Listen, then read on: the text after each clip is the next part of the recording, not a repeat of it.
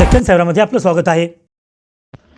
पंतप्रधान नरेंद्र मोदी यांच्या महत्त्वाकांक्षी PM सूर्यघर मुफ्त बिजली योजनेला महाराष्ट्रात मोठा धक्का बसला असून Maharashtra state electricity distribution company limited Mahavitaran यांनी 13 फेब्रुवारीपासून कोणतीही पूर्वसूचना न देता सौर क्षमतेची मंजुरी मागील 12 महिन्यांच्या सरासरी वीज वापरावर आधारित देण्याचा नवा नियम लागू केल्यामुळे राज्यातील सुमारे 60% सौर अर्ज रद्द होण्याची शक्यता निर्माण झाली आहे।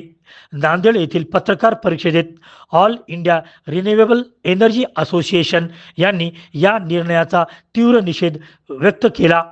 हा निर्णय सौर उद्योगासाठी घातक आणि ग्राहकांचे शोषण करणारा असल्याचा आरोप केला।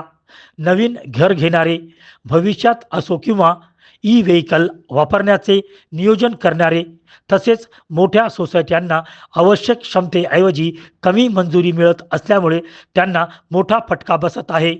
तर उद्योगांचे इतर राज्यात स्थलांतर होण्याचीही भीती व्यक्त करण्यात आली आहे।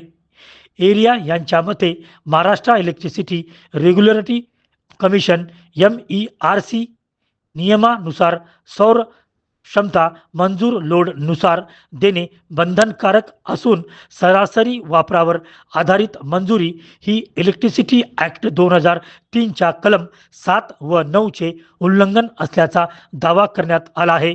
नांदेडहून अब्दुल रजाक यांची विशेष रिपोर्ट। शॉर्ट नोटीसवर आला। आज आपण पूर्ण भारतात जी लाईट बिल वापरतो ती सर्वात महागडी आहे। तर ती लाईट बिल महागडी एवढी असल्यामुळं आपण त्याचा पर्याय म्हणून सोलार बसवतो। ते सोलार बसवण्यासाठी त्याला सबसिडी म्हणून सेंट्रल गव्हर्नमेंट कडून तुम्हाला सबसिडी सुद्धा भेटते आणि त्याचा प्रोत्साहन म्हणून त्याला लोन सुद्धा बँकेकडून भेटतं। तर एवढं सगळ्या गोष्टी सगळीकडून चालत असताना MSEDCL एक तुगलक निर्णय दिला आहे की तुम्हाला जो लाईट बिल तुमचा 12 महिन्याचे त्या सरासरी प्रमाणेच सोलार बसवता येईल, त्याच्या व्यतिरिक्त तुम्हाला एक्स्ट्राचं बसवता येणार नाही। त्यामुळे त्या निर्णयाच्या विरोधात आम्ही हे निषेध व्यक्त करत आहोत आणि ही प्रेस कॉन्फरन्स घेत आहोत। आमची पुढची भूमिका अशी राहील की हे निर्णय जोपर्यंत वापस घेणार नाही तोपर्यंत आम्ही तर लॉग इन करत नाही आहोत आणि नवीन ऍप्लिकेशन करणारच नाही। कारण महाराष्ट्राला त्यांना 1 नंबर करायचे म्हणतात आणि इकडे आम्हाला असं निर्णयाला समोर जावं लागत आहे।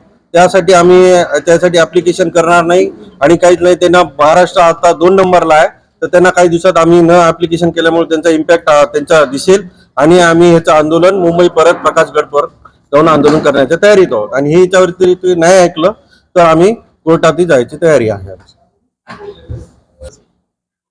कलेक्टर ऑफिसला निवेदन देण्यासाठी कलेक्टर साहेबांना भेटणार आहोत आणि CE साहेबांना सुद्धा इथल्या अण्णाभाऊ साठे चौकात CE साहेबांना निवेदन देणार आहोत।